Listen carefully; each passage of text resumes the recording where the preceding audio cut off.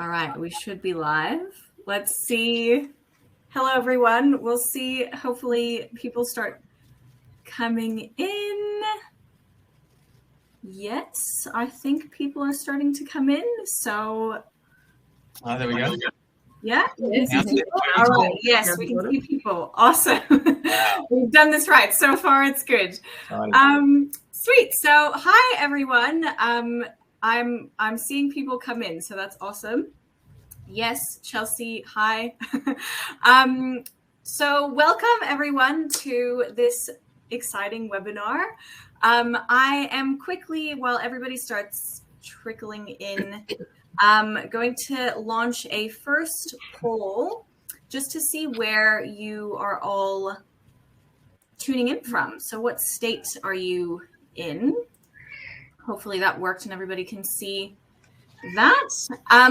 While everybody is answering that poll as well, if you want to pop in the chat and let us know who you are, what you do, where you're based, just a little bit about yourselves. We'd love to know who is coming in. And also, I guess, we've got people from everywhere. That's awesome.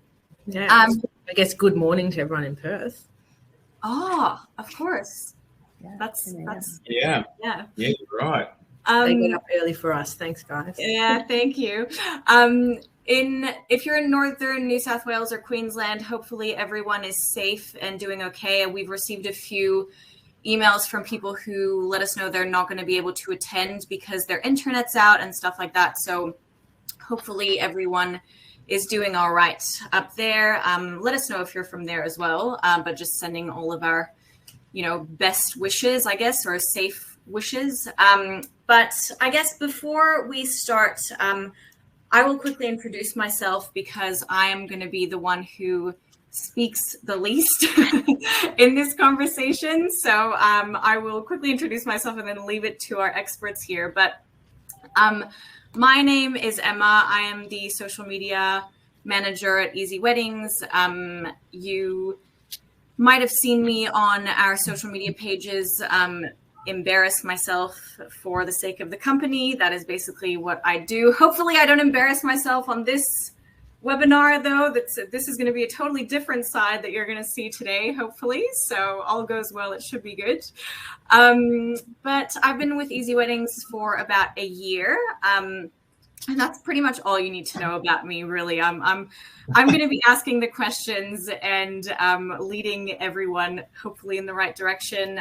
But really, it's our experts that we're all here to listen to and get all of the tips from today. So before we get into those intros, I would also love to know, I'm just going to stop this poll here and love to know what types of suppliers we have with us today. So hopefully that poll works and you can all see your category in there. If not, there's another option as well. So please feel free to, if you're not in any of these categories, feel free to let us know as well in chat. And yeah, that's pretty much all we would like to know so far. I'll get into one more poll before we get into the conversation, but until then, let's get into some intros. So would you three be able to tell us, I guess, firstly, your names, who you are, what you do, where you're based, if there's any extra information that you think people need to know about you? Quick intros. Darcy, do you want to take us away? Sure. Hi, everyone. My name's Darcy Allen. I'm an employee here at Easy Weddings. So I've been here at the company for coming on 18 months. So my entire time here has been COVID related. So it's been an interesting ride, but very exciting. So I manage our in-house planning team. So we do have a B2C side of the business. So I manage a team of wedding venue specialists who look after our venue finder model and also the wedding supplier specialists who look after supplier packages. Awesome. Lauren, do you want to introduce yourself? I'm Lauren Bridge. I am a Gold Coast and surrounding area based marriage celebrant. I am a fairly new celebrant. I have only been at this for 5 months, but I have been fortunate enough to hit the ground running. So I am excited to give all you newbies some tips. Awesome. And Adam, what about you? Yes, my name's Adam Ray. I'm the co-founder, I guess, with my best mate of Something Borrowed. So we're an entertainment duo, and we're here in Melbourne. We have 2 other duos under our name now. We've been doing this for about 11 years and doing it full time for about 6 years. And now we're actually starting up in Queensland. So I'll be running into Lauren, no doubt, somewhere along the line. And yeah, excited to be here and whatever I can help with. I can see there's some music and entertainment guys there. I'm happy to help where I can. There's plenty of work for us all. So ask anything. I'm happy to give you whatever tips I can. Awesome. Beautiful. So I'm just going to end this poll really quickly, but it's awesome to see that we've really got almost every category here for suppliers. So that's really exciting. Thanks everyone so much for joining us. Hopefully you get a bunch, not hopefully, you definitely will get a bunch of information and some awesome tips from these 3. So I can't wait. I'm just going to end this poll and just do one last one. So this one is basically just to hopefully guide the conversation a little bit today. We just want to know what you're currently thinking about your sales process. So are you feeling like, you've tried everything, you haven't got it right, and you really need all of the help that you can possibly get? Or are you actually doing really, really well and feel like you don't really need that much help, but you're just here to kind of maybe spark some creativity or get a little bit more inspiration? Or are you somewhere in the middle? And so, you feel like you're doing well enough, but you definitely haven't hit the ceiling yet, and you've got a lot more to learn. And so that's why you're here today. So just let us know in the polls. That's awesome. There's already so much diversity. So that means that we're going to get as much out of this conversation as possible. Hopefully you've got a pen and paper to take some notes. If not, that's totally fine, because you will receive the recording after this afternoon. So if you don't have anything to take notes, don't stress. You'll be able to rewatch this webinar as many times as you please.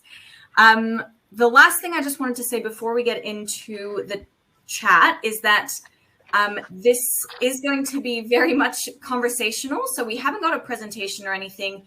This is really just going to be getting all of the information from these 3 experts as we possibly can. So much info I'm sure you guys have to share with us. That being said, everyone watching, please feel free to ask all of your questions. Provide your own tips if you want to, and engage in the conversation. We would absolutely love to get all of your input. And if you do have questions, I'll be moderating all of them. So perhaps within the conversation, I can weave your questions in. Otherwise, I'll wait till the very end of the chat, and we can, I'll try to bank as many of them up and go through as many of them within the time limit that we've got. So that's pretty much all I think I had to say. So without further ado, let's get straight into the chat. The first question is kind of a more general question. So I guess everyone knows that every couple is different and has different expectations of, what they want their supplier to deliver for them. And so that means that perhaps with every different couple comes a different sales approach. But do you have, kind of like a template or a cookie cutter type approach where you always follow this step-by-step process, and then for every different, you might have some ad hoc stuff here and there? But what is your kind of overall process from the time that you receive an inquiry all the way to actually getting the sale across? Lauren, do you want to take us away? Yeah, so as soon as I get my first inquiry, which is usually through an email, usually through a platform such as Easy Weddings or my website, I do have a template that I would send out. However, I do customize it to each individual couple. So I will touch on their date. I will say that. I will also say how beautiful that their venue is that they have chosen. So I also want to sell them the personality and the dream. And then visually as well, because weddings are such a visual thing that people look at, I attach a PDF. So with that PDF my packages and the different scales that I offer, along with beautiful images, what you get, and my pricing. So visually, they get it. Emotionally, they get it. And if they write anything in their inquiry about what they're after, I will let them know that I can do that. So, awesome. My first step. Cool. What about you, Darcy? Sure. So here, obviously, I mentioned I look after two different teams. So the sales process is slightly different between the venue piece and the supplier piece. But in general, I guess for us, we had a big learning curve of listening to our clients' needs and how they want to communicate with us. So in terms of kind of new age, I guess millennials specifically might not want to have a phone chat or a consultation. So at the point of inquiry for any kind of top of funnel or any venue partners that we're working with on the program, we actually send them a text message straight away with a link to the brochure asking them how they would like to communicate with us. So letting them know that we're going to give them a call, but if they're not interested in having a phone call, would they prefer to email or text? So more often than not on a Monday morning, we come into a whole bunch of text messages saying, like, thanks, Darcy, happy to have a call. Can we just chat over text message? Can we email? So we'll actually follow the guidance of our clients, which I find has really improved our connection rate rather than just trying to call absolutely everyone. Obviously, if they don't reply, then we'll still call. The other thing I was going to mention as well is about tailoring our approach. So obviously, once we get someone on the phone, there actually isn't a step-by-step sales process. We actually use the judgment of the salesperson and their connection and their rapport with that couple as to how that sales process will continue. So for anyone who we don't happen to get onto at the beginning, obviously they follow a step-by-step sales process, so a mixture of emails, text messages, and phone calls to follow up with them. But if we do get them on the phone, for example, if we often get clients who have just been proposed to maybe that Saturday or that day, even Valentine's Day, we were speaking to people that got engaged an hour ago.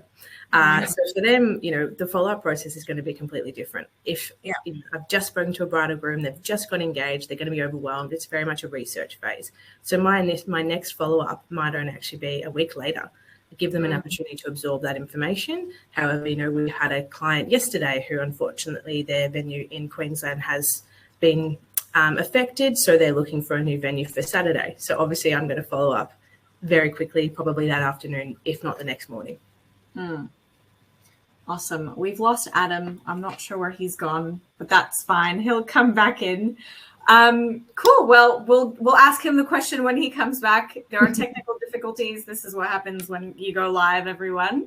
I'll move on to the next question, and then we'll get Adam back on when he finds us again. So I guess the next question is more about, I guess, like even the step before that. So what are some of obviously you're on Easy Weddings, so, that will be one of your answers probably, but what are I'll give some context. So we've had in the past, a supplier or two come to us and say, I have had 50 inquiries, but only one is actually a qualified lead that can be a potential conversion or sale. How do I make those 50 leads, 20 of them or 30 or 50 of them actual warm leads and potential sales? So are there communications tactics behind that? Is there some marketing tips that you can give? How do you make sure that the people that you're actually getting through, whether it's on your website or on the Easy Weddings website, proper leads that will actually end up being a sale for you? Darcy. Sure. So in terms of, for us, obviously, the planning team has a whole range of inbound inquiries. We don't outbound, it's all inbound, which is great for us.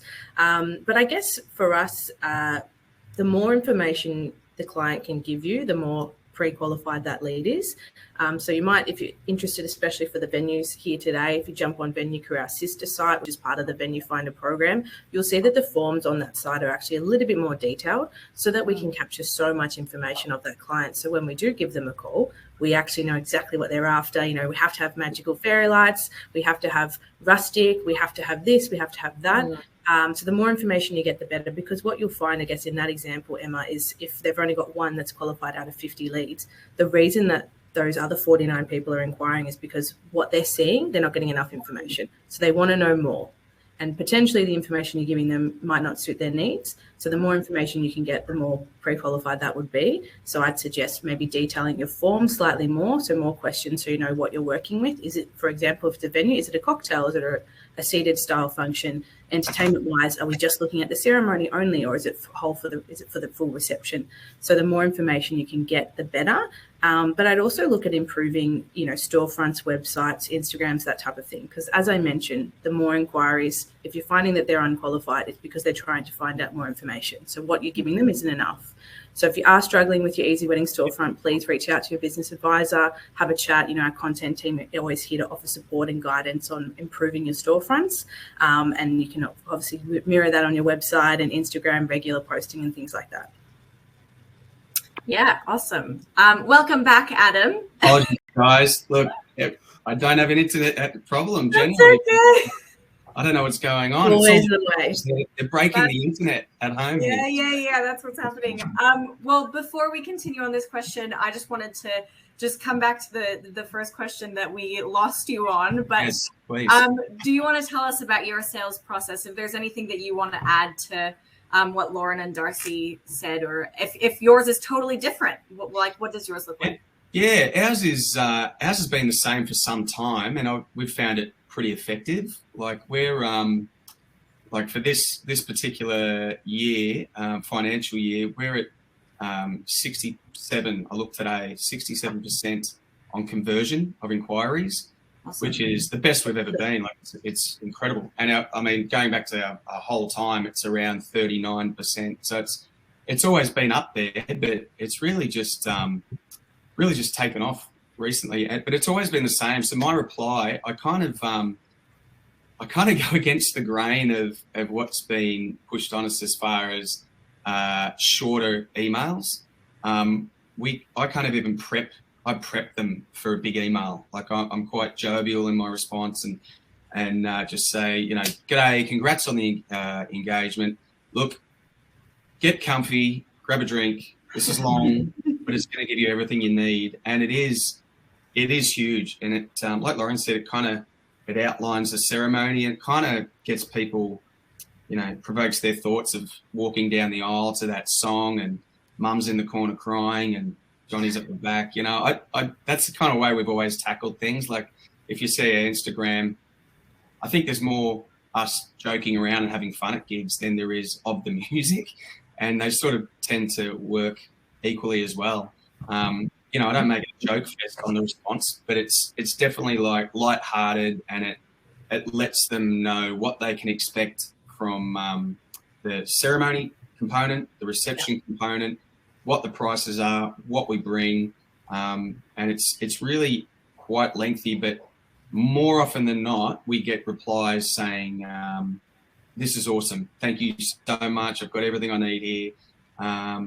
And that's been our response for as long as I can remember now. We really just smash them with all the information, so it's not a lot of back and forward, and they can make their mind up there. And the big thing is, of course, we there's barely any that would not get an answer within probably 5 hours. I have the notifications on my phone, and I just do it from anywhere. I've got the template down for that email. Boom, boom, boom, done. It's out. At gigs, in my break, I'll see it come up and we'll email. So feel free to share this magical email. Yeah, the template. Well, just put a bit of yourself into it. So personality, that's fantastic. I don't want to hear your fanciful talk on a reply, and then they meet you and you're the guy that says, I'm really excited about your wedding. I can't wait to start singing. You be yourself. If you're the more serious type of person, be serious. Give them the information and deliver what you're going to deliver on the day. Let them know how it runs. So, but response time is massive. Yeah. Cool. And you mentioned, so I'll segue back into the second question here, but sure. Your Instagram and stuff like that. So we were just talking about what are some of the communications tactics or marketing tactics that you've used to try to get more qualified leads. So before you even get an inquiry, what are some of the tips that you have So obviously, putting your personality into your social media, for example, which is where people would look you up. Do you have any other tips? Because of course, then when people see you on social media and see that you're this fun, outgoing person, and then they get the email and it's matching what they've already seen and what they're kind of expecting from what they've seen. So I think that's a really good tip. But do you have any other kind of tips around that? Well, I guess as far as advertising, when we started, we did a lot of the bridal expos. Yep. Which, look, just stating the facts, it seems like numbers aren't turning up to the expos as much as they were, because there's so many platforms now to advertise on. So and they were absolutely amazing for us when we started. I mean, we arrived and did an expo and we got 30 weddings off our first expo or something like that. It was just insane. We just thought, oh, wow, we didn't even know this could happen. And then we went to Easy Weddings and we were blown away as well. That it worked for us incredibly well. And of course, again, you've got to work for it though. You guys can only do so much. There's limitations of what you can do. If you don't, you can give someone a car, but if you don't fill it with fuel and turn the key, it's never going to move. So it's really worked for us, Easy Weddings. I guess as far as elsewhere, I think we just keep the content on Instagram. We feed that through to Facebook as well. Mm-hmm. We don't necessarily go through any other platforms. There's another group. I won't spruik them on your channel, but we do go through another one which we won awards with, and I guess that served its purpose to a degree. But really, it really is being, I guess, consistent. And I would say, again, just keeping it in line with who you are and what your service is. Don't sort of falsify it. That when, that's when the disappointment comes. Even if you get the job, that's only part of it. And when if you do the job and it's completely different to what you've sold, or you're a completely different person to what you've, yourself up as, of course it's going to come back like, oh man, there was nothing like I expected. So I don't know if that really answers the question. No, it does. That was good. That was great. Just so you know, Matt from Easy Weddings has said typically conversion rate for suppliers is usually about 25%-ish. So you are absolutely smashing it. So that's a congrats from the CEO himself, the head honcho. Well done. So obviously, Lauren, you mentioned before when you introduced yourself, you are relatively brand new to the wedding industry, and you are already absolutely smashing it, if we can say so ourselves. So can you share with us, obviously, how have you gone from 0 to 100 in such a short amount of time, and what are some of the implementations or tactics that you used to kind of grow your business so quickly? I think from the get-go, I knew that I wanted to go big with this and I wanted to give it my all. I am constantly learning and constantly adapting, educating myself, trial and error as well. If something isn't working, go do something else, you know? So first and foremost, I jumped on Easy Weddings. I knew that was a platform that I wanted to jump on. I just started in the middle tier because, I'm still finding my feet. But as I started to grow, I definitely just bumped me up. I think I get quite a lot of inquiries through Easy Weddings, and I close the majority of them. So I've been fortunate enough to book 60 of my dream couples within my first 5 months of business. So super excited to, expand, get bigger, get some more amazing couples. So I connect with every couple that I come across. If they're not for me, then I don't take on the booking. So, personality is really a big thing. My personality and also my couples. So I really do like to portray that in my communication, whether it's just email. I do follow up with a text as well, like you said before, Emma. That's just to make sure that any of those Gmail or Hotmail accounts don't go into their spam folders. I do find that my demographic, like you said, Darcy, they don't like to be cold called. So that's something that I don't do.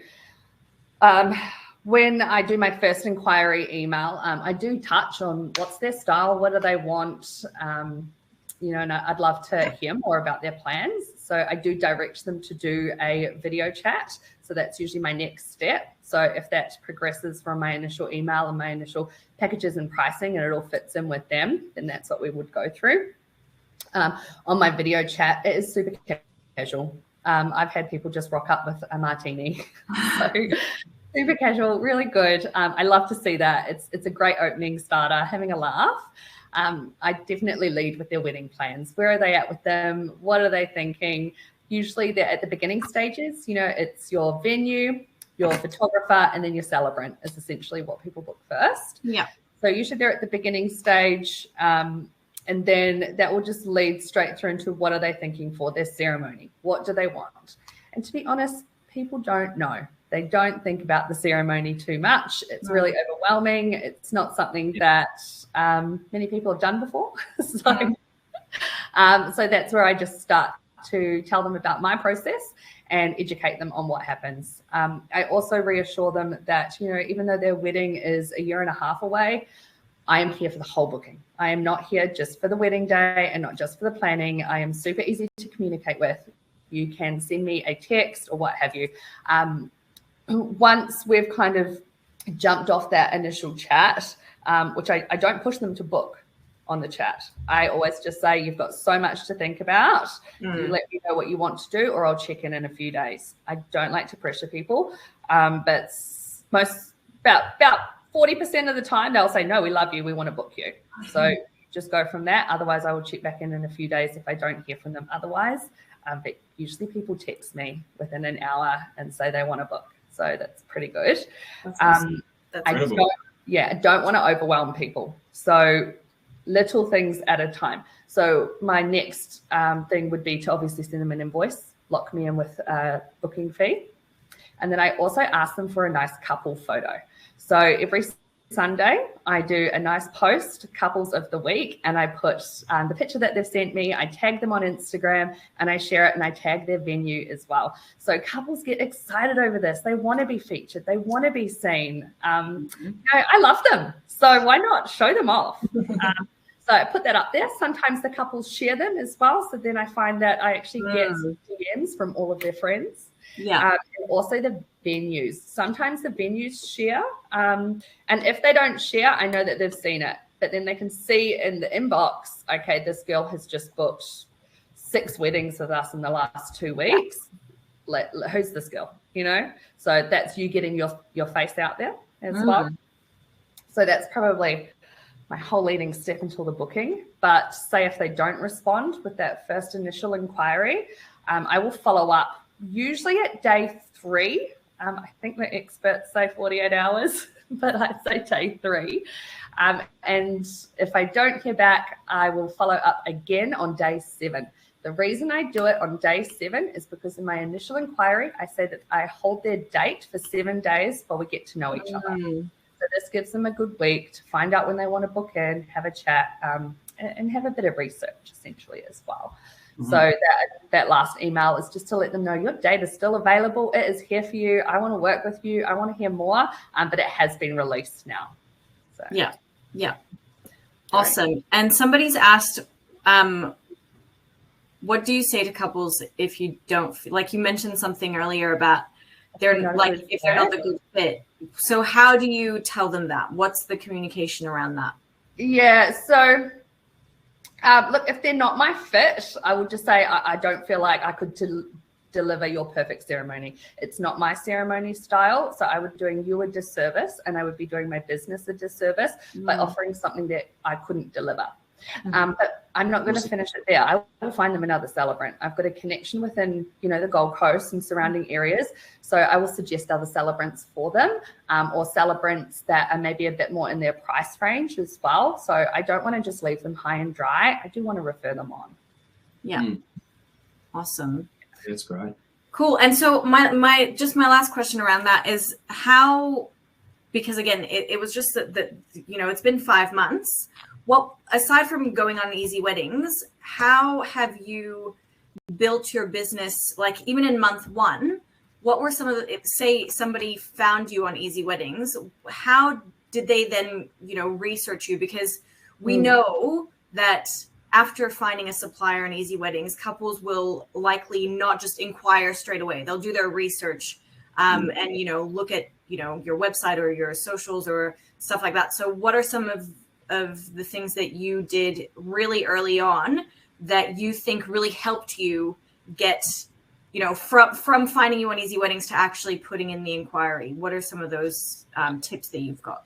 So I always try to direct them to a video chat, and I think curiosity gets a lot of people. I did, obviously being a new celebrant, my prices were quite fair. And I think, some people would ask, how many weddings have I done? What am I, why me? Why pick a new celebrant? And to be honest, I just got to be, honesty is the best policy. Give it your energy, give them your passion, tell them this is why you do it, because you're here for them. You're here to give them their dream day, and you're a new celebrant, and that's why it's heavily reflected in your prices. Yeah. So that's kind of what I would go in with, just letting them know. And, I've got those big weddings coming up now, and the experience that I've gotten just in those last 5 months on improving myself, getting confident, talking to these people, doing all these ceremonies, change and adaptation, they are getting bang for their buck at the moment. So you've just got to be honest and be yourself. Like Adam said, put your personality in there, because that's what you are selling, especially if you're a celebrant. It's all about your personality. Yeah.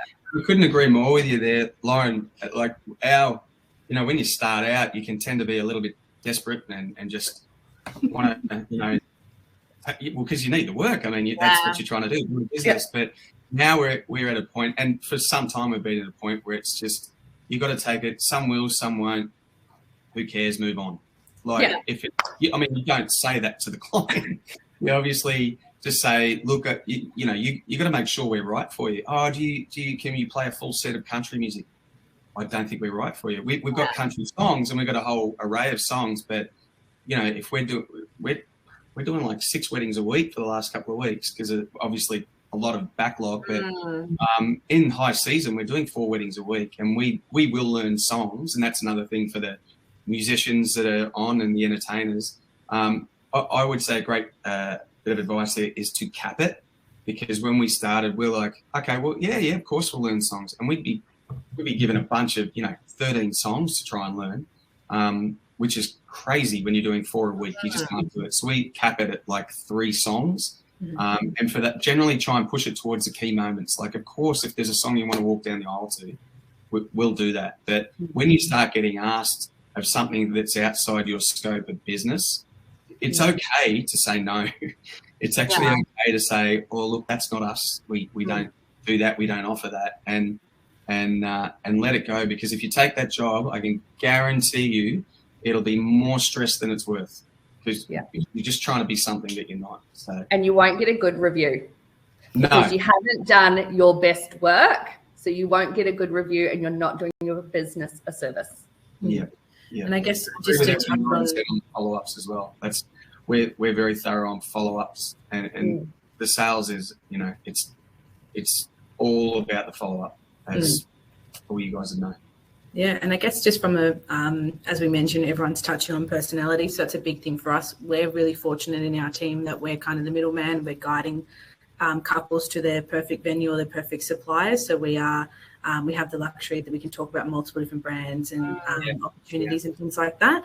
But for us, it's all about rapport building and reflective listening. So I might have a 10-minute conversation before I even find out when they're engaged, or, if the dog's barking in the background because they're working from home, we'll start talking about dogs and my dog and reflective listening on everything that they've said.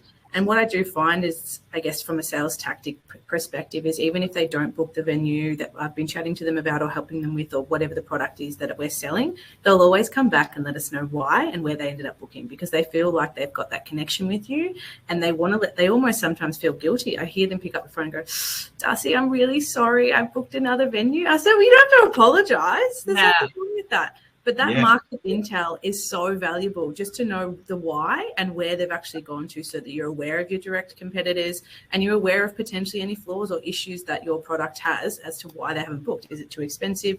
Is the carpet too dirty? Is there pillars in the way? Is there the date's not available? Just there's so much to gain just from building a strong relationship. You might not win the sale, but what you can win is market intel, which is invaluable. And they'll refer that to their next friend as well. So correct. They'll all say, "Oh, I'll tell my friends about your promise." Yeah. Yeah. That's awesome. I'm just seeing another question just as far as celebrants, but I'm sure this goes for everyone. And just while we're in the kind of like communications tactics, this is a question: how do I cut through all the background noise? Small region, rural area, 90 celebrants.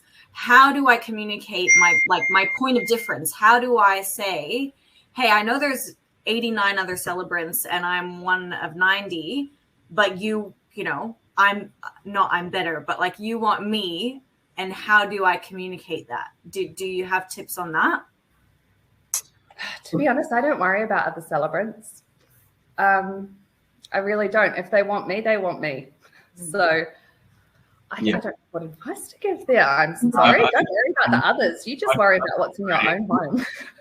Know your competition, but just, you know what? Just be good at what you do. Just practice on you. Be good at what you do. Be responsive. I know that's not much of an answer, as in, you know, a text to send you to say why you're better. Just give honest answers and be really good at what you do. Chase reviews as soon as you can get reviews. They're just so important. They are so important. And whatever footage you can get, be it celebrant or musician, that's massive. And if you're really taking this seriously, I don't know your name who asked the question. I can see the question, but if you're taking it seriously, pay the extra, invest in your business, to whether it be ask one of your couples, look, do you mind if I bring my own videographer? They won't be in the way, but I'm going to get them to film me. Do that to a couple of weddings and put a little package together or something like that. Same with musicians. I take this to every gig, a little selfie stick with a tripod, and we just set up the iPhone and get some footage of us playing ceremonies. We pay videographers, as you'll see on our YouTube site or on our Easy Wedding site with the YouTube clips. We're paid to have them done. And that allows them to, I mean, there's so much content that if you're really good at what you do, you're right up there in the running. So, I mean, you know, how to really to win the deal. I don't have the word, the explanation for that, but just put as much content as you can and be really, really good at what you do. Just practice and what you do. Offer more. Yeah, try and offer more. You know, and you can be a celebrant, but you can also give advice on other things to do in the wedding. You know, I've got Spotify playlists. I've got change of name kits. I'm upping my packages. I'm offering more so that I can put my prices up. And people love that little bit of extra. They're like, oh, she's just taken such a weight out of what I've got. Oh, she's still here after the wedding. Yep, I'm still here. So, you know, up your packages. See what else you can include without just being just a celebrant. You know? And just to touch on what Adam said, I've actually got a good friend who just recently got engaged, and she's very close to booking a well-known celebrant on Easy Weddings. I won't chuck his name out there, but she said to me on the weekend, she was like, I need videos. Like, I can't find enough video footage of, you know, how he kind of presents himself as a celebrant. So, you know, reaching out to your couples that love you, you get these great reviews off them, ask them for their raw footage, or reach out to videographers that you have great relationships with, that you've worked with in the past, ask for their raw footage and put together a little cameo or a little, story about who you are. I think videos just in this world now that everything is moved to online are invaluable. Can I touch on one of these questions here about the tire kickers and people wanting discounts and, people just want to lower their price to get the job? Totally up to you how you run your business within your pricing. So for me, I actually don't offer discounts. And somebody did ask if I put my prices up since starting. Yes, I have. I put them up about $450 extra because I'm going with demand. So your prices. Remember that you are going to get in what you put out. If you lower your prices, people aren't wanting you, they are wanting your price. You want somebody that wants you and values your work because you know the time and effort that you put into it. So just remember that. So if you lower your prices just to get a few of these ones, you probably don't want that couple. That's how I see it for me. It actually serves me quite well. You can educate them as well on your price and why you are the value that you are, and just stick your ground. So yeah, and I that's guess my thing on pricing. Yeah, and from a different perspective, I guess, outside of the celebrant world, especially in a venue piece, you'll often find, like listening to your clients, you often find that they'll come back and say, look, we're actually looking at another venue. They're offering this great price and all these great inclusions, but they're asking you what you can do. The reality is if they've bothered to come back to you, they probably want to book your venue, because if the other one was that good and the price was that amazing with all of those inclusions, they would have booked them already. Yeah. If they're coming back to you, they're genuinely interested. So just potentially, my principle is always one yes and two no's, or two no's and a yes, or whatever, however you want to do it. If there's something extra that you can add to that proposition, I guarantee you that will win you the business 99% of the time, because they wouldn't bother coming back to you if the other deal was too good to refuse. Yeah. Or if you do want to see what else you're going to get out of it, have they got an amazing photographer that gets featured on magazines, that is out there on Instagram, that you're going to get amazing photos with? Have they got at that venue that you really want to get into? Like, are you going to get something out of it from lowering your prices? So that's what you really need to consider. Yeah. Agreed. Sorry, guys. Clearly, I'm not doing that well in business because I can't afford good internet. That's all right. We got you back. As I go, none of this is true. No, I don't know what's going on. I really do apologise. You're keeping us on our toes. Section, so I don't know what that was regarding. Oh, we were just continuing on the conversation, but I am going to move on to the next question because we've already been here 41 minutes, which is crazy. I know. So the next question is around pain points. So what are some pain points that you have or that you still do encounter throughout the sales process, I suppose? And what are some suggestions or tactics that you've implemented to, I guess, like overcome those challenges or those pain points? Whoever wants to go first, you can go first. Okay. Yeah. So we, as what's considered an acoustic duo, we would constantly, when we started, people would think, great for a ceremony, but how are you going to pull it off at a reception? How are you going to get that party started? And that was a bit of a hard sell for us at the start. And because we actually played to track as well for the reception. So it's a full band sound. We changed from acoustic to electric guitars and bring lights and everything. So we do change up the show essentially.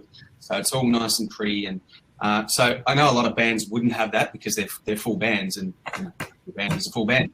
So that was one for us, and that really came down to footage and audio. So a lot of demos, pushing demos their way, and we ended up we had a lot of showcase nights to begin with, which were great, and to the musicians and entertainers out there, they worked really well for us in the beginning. But what we found as we got more and more footage, we'd run a showcase night and we'd have 25 to 30 couples say, yeah, can't wait, we're going to be there. We'd spend the money on a venue, put some drinks on and get it all going, and we'd have 3 couples turn up. And then 25 of the couples who were going to come would book anyway. So we're putting on this whole night and no one would end up coming. It just seemed just a real waste of time. So that was what we thought our way around it was the showcase nights, but it ended up really being for us just more and more and more footage, crowds pumping, us just playing, generally at the reception part of it. Price, we're definitely not. Oh, we're losing him again. Oh no. That's okay. He might come back. He might disappear. That's all right. Whatever he's saying, we'll get him back on it. Lauren, do you want to share some pain points? Well, I kind of said my pain point too early, but when people ask for discounts, that's a little bit of a pain point for me. So education goes a long way, I think, as well. Just but reiterating that you're here for them and the reason why you are the price that you are. Not that I feel like I'm overpriced. But yeah. Yeah. Awesome. Cool. For us, I guess from a couple perspective, they'll more often than not tell you their pain point in the first 30 seconds of conversation. So they answer the phone, oh my God, Darcy, I'm so busy. All right, straight away. You're busy. You don't have time for this. You need someone to help you and guide you through this process. Oh, I'm so overwhelmed. Or there's too much to decide for. Or when I say, hey, what are you looking for? They go, I don't know. They're too overwhelmed. So they'll more often than not tell you their pain point immediately. So listening to that and like I said earlier, reflective listening on that. So, okay, you're clearly overwhelmed or you're clearly busy. Here's how I can help you. You'll find with the busy brides, the busy couples, they'll always tell you that, if you get back to them first, we'll very often hear on our venue finder program, oh, you're actually the first person to get back to us. They might have sent 10 inquiries, and usually I think Matt likes to talk about it a lot, our CEO, the first supplier to get back to them will usually win the business. I think it's about 71% of the time. So that's a big one for us. Our biggest pain point in our team, and I'm sure it's across the wedding industry, is ghosting. It is a thing. So for us, we like to share numbers within the team. So, sometimes if we haven't heard from someone over 3 weeks and we can tell that they were really, really keen, they asked for a site inspection and then they've just gone absolutely cold on us, we will try to ring them from a different number. We have both mobile numbers and landline numbers for the team so that we can ring from a local number or a mobile number. We'll always send a text. But I guess for us, for ghosting, it's re-engaging in a non-sales way. So sometimes, I know when I was in venues, we'd often send through a recent wedding or a real wedding feature or a link to imagery. Hey, we had a great wedding last weekend. I know you said you really were keen on the fairy lights, or you were keen on red roses. Here's some great pictures I thought you might like to see. So trying to re-engage with them on a non-sales, like, hey, have you booked anyone? Or are you interested in coming in, like, without going with the sales tactic, try and re-engage from a different perspective based on the rapport you've already built with them. Yeah. Adam, you got cut off on your prices.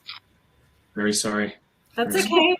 Did you just want to finish that thought before we... Yeah, I was just saying, set your prices, and you might have touched on it when I dropped out earlier, but it really is a race to the bottom, as they say. If you keep lowering your prices, just know your worth and stick to your guns. We might give it a discount on occasions for some reason or not, but certainly not just to win the job. We won't do that. And so that has been, I guess, a bit of a pain point for us. But as I said, we're at 67%. I'm not going to go for 90% and 30% less income because of it. So yeah, 100%. Yeah, agree. Cool. Next question is, do you have a follow-up process, which we've kind of touched on, but is there anything that you want to add to, I guess, give tips on how to follow up without, we spoke about it, like, don't sound too pushy, don't be too salesy and stuff like that. So what are some of your top tips for the follow-up process to actually, get closer to closing the sale and help guarantee that the sale actually goes through? Darcy. Sure. So for us, I touched on different forms of communication.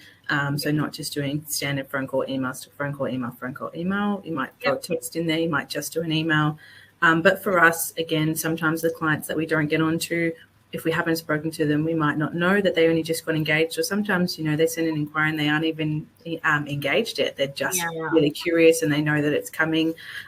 So more often than not, we will do a bit of a user journey. So basically a sequence of emails over, say, a 3-week period. So that after our initial sales process is finished, which we know the lifespan of most from a venue perspective, because it's the first cab off the rank most of the time, we know that buying phase is roughly about a week and a half to 2 weeks. So after that fact, there is still some people who might have got really overwhelmed at the start. They had 10 different wedding coordinators ring them with the same thing, and they just went, whoa, this is too hard, or, they're fiance is a FIFO worker and they haven't been home together to talk about it. So we don't want to let those clients go that potentially might be time poor. So we'll send a sequence of emails over the period of 3 weeks to a month so that they might re-engage with us 6 weeks down the track. Awesome. Any other tips around the follow-up process? I'm really not that pushy. I throw one out about a week later, and I say, look, if you've found other entertainment, totally fine. If you could just let us know. And, ha ha ha. It's so because I really I want the sale, but no one wants I don't like being pushed into it either. So into any sales, so I'm pretty relaxed about it. Hey, just checking in, and I'm here for any questions. But if you've got it sorted, no dramas, and best of luck. Awesome. And Lauren, I know you said a few tips about holding periods, and you don't do any special offers and stuff like that. So did you say that was a 7-day holding period? Is that? Mm-hmm. Yeah, 7-day holding period for their date. This is just to give them confidence that I'm here for them and I'm here for their date. And people aren't available straight away, so it gives them 7 days to book in that chat as well. But it is also another point that kind of lets me weasel my way in to that final email to let them know their date is gone. It's for release. Somebody else can snatch it up. And I do get people that come back, and unfortunately their date is gone. So all the time. Know that you've done your service to them as well. Yeah, as much as they might be disappointed, but you've let them know, and you have to move on as well. So it makes sense. It'd be interesting to know, not to get on another subject, but we actually had that happen a lot with the COVID postponements, where we had around 120 postponements and cancellations, and it was so hard to navigate because we were saying, we're here for you, we'll change the date, no worries, cost free, whatever, and just let us know where you want to change. And in between that, you've got just so many emails flying in at you that the date they asked about, and they don't get back to you for a month. It's like, well, it's gone, and it's gone. So that was a tricky one. That happened to us a lot, where the dates went for the postponed weddings. Hence, we're doing so many weekday weddings now, because that's all that was left. Yeah. Weekday weddings are huge now. Yeah, massive. Yeah. Cool. So the last question I've got on here, and then we will get through some questions in here. So again, if you're watching and if you've got more questions on anything we haven't covered, please pop them in the chat and we'll go through. We're probably going to go over an hour now. We're at 52 minutes, but we'll try to keep it not too much longer. So the last question I have here are, rounding it all up, what are some of your top 5 or, top tips for actually closing the sale? Like, one of the biggest things that you've learned to actually, you've done all the communicating and you've, gotten the inquiry and you've kind of nurtured that whole relationship. What are your top 5 or top tips to close the sale? Lauren, you go first. Well, okay. I actually have a list for you. Awesome. It's like you came prepared or something. Yeah. Look, trial and error. You're not going to get it the first time. I didn't get it the first time. So adapt and change. Times are changing. Weddings are constantly changing. So change, trial and error. Visual. Weddings are visual. Give them a visual. So make it beautiful, make it pretty. So that's probably my thing. Also, update yourself. Update your platforms. Update your website. Update your Instagram. Update your Facebook. Change your hair color. No. So constantly update. I am constantly updating my Easy Weddings profile. I am constantly putting new images on there. So that's what people want to see. They want to see new and upcoming images. Also, if you've got offers and things like that, and they expired 8 months ago, take it out, because I've seen those. Show up on your socials. I I get quite a lot of feedback that people love just seeing me talk in my personality and, you know, who I actually am day to day, as well as weddings. I don't put too much personal life in there, but just enough, you know who I am and build that trust. So people want to know who's marrying them on the day, and vice versa. I want to know who I'm marrying as well, because it is a personal relationship that we have. Remember that not everybody is at the same booking stage. Like Darcy said, you know, some are ready to go and they want to book you now. Some are just, you know, finding out prices, seeing what they can get, testing the waters. So with those ones you want to take your time, you want to nurture them, you want to educate them and keep checking back in. You can ask them, when do you want me to check back in? They might say, I'm chatting with another celebrant next week. Okay. So check in the day after, or, you know, in a month or 2 weeks, just see what they've got. They might even say to you, oh, we're going to view 2 wedding venues in the next month. No problem. Once you've got your venue and you've got your date sorted, I will check back in with you and see how you went. So check back in if they're not quite at that booking stage yet. Awesome. That's pretty great. That was very fully described, I guess. So it was awesome. Adam, tell us about your tips. I also have a list. Amazing. So I had reply quickly, which we've covered, and for obvious reasons. Be yourself. Be good at what you do.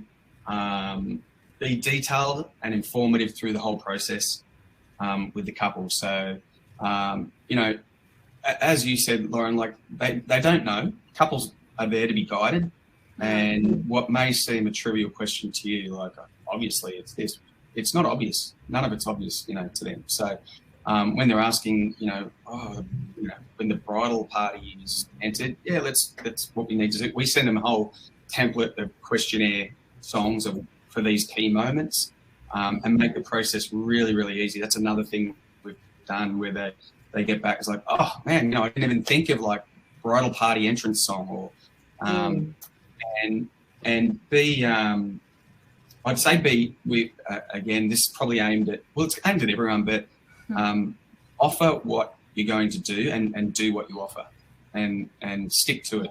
So I've emceed a few weddings with this is a long time ago, so I'm not speaking of any bands in a bad way, but this particular band, I was shocked when I was emceeing and playing in the band at the same time. It was a night I didn't have one, and they just had no idea when they were meant to be up, when they were not meant to be up, you know, what was going on. So we're very thorough back and forward with the couples, really detailed.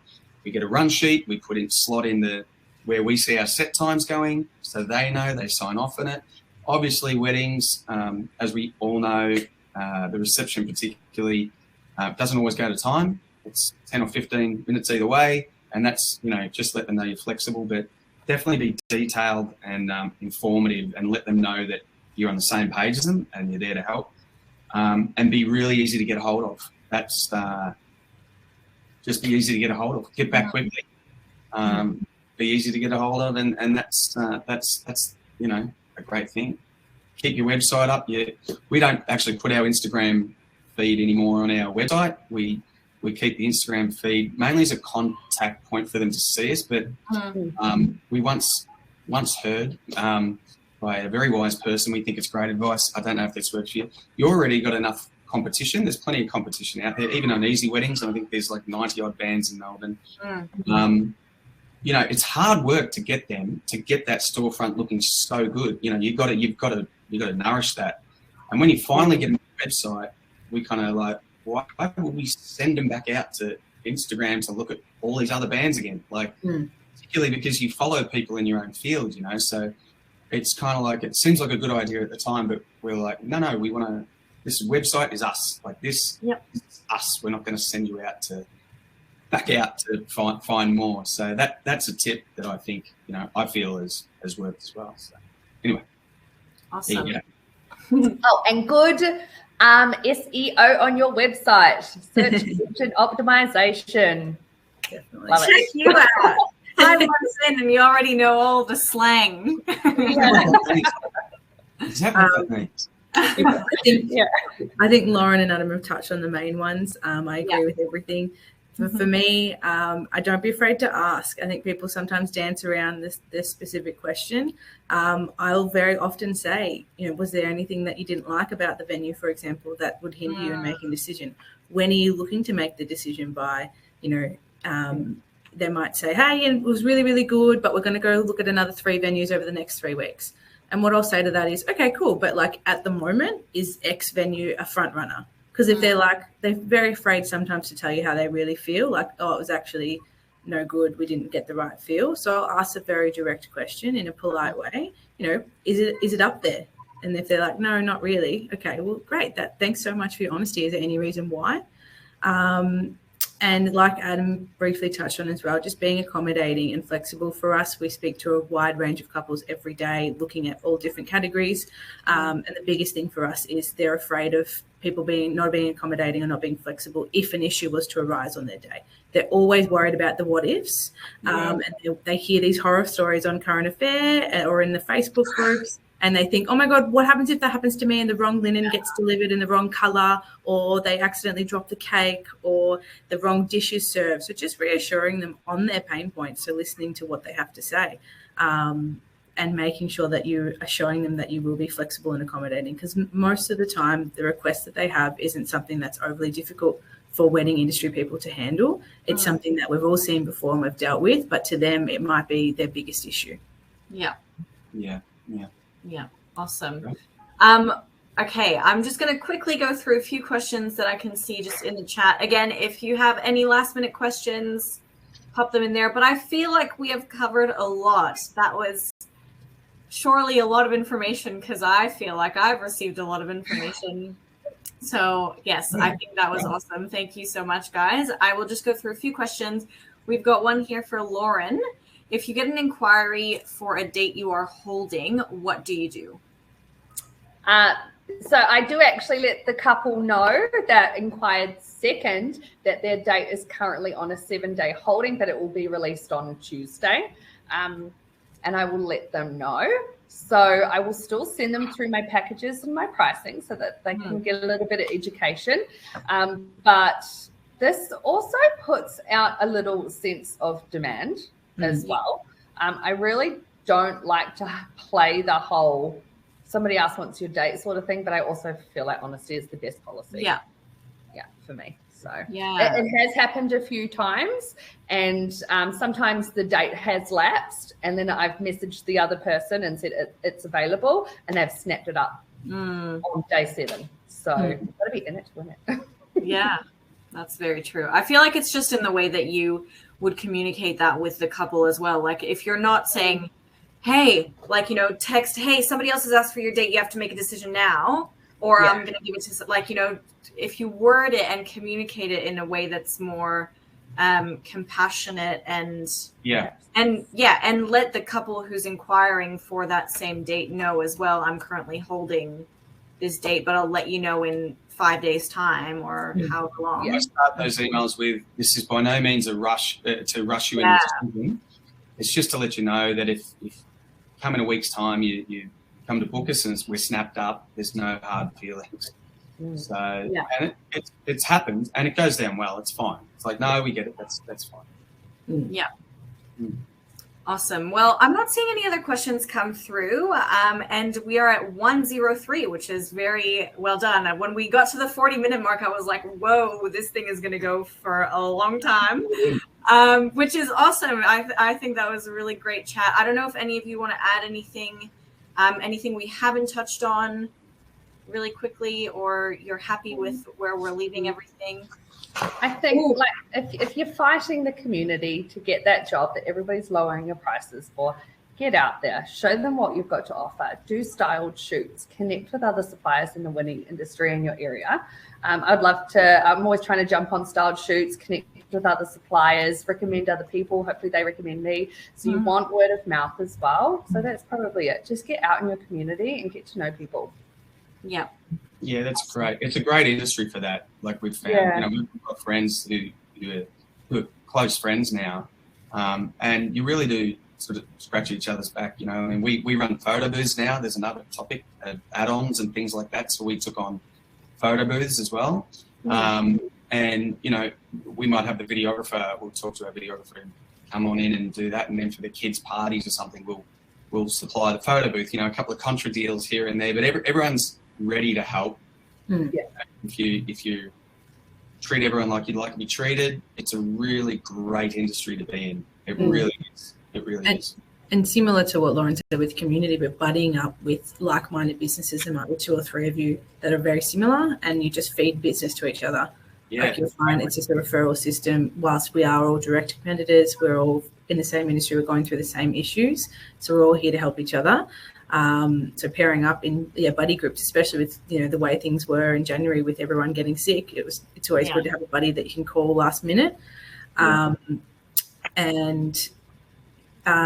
For us, I guess, as I mentioned, you know, you've all got everyone here, I'm assuming, has a business advisor for their Easy Weddings account. So, you know, we're always here to help and support. Reach out to your account manager with any questions that you have after today.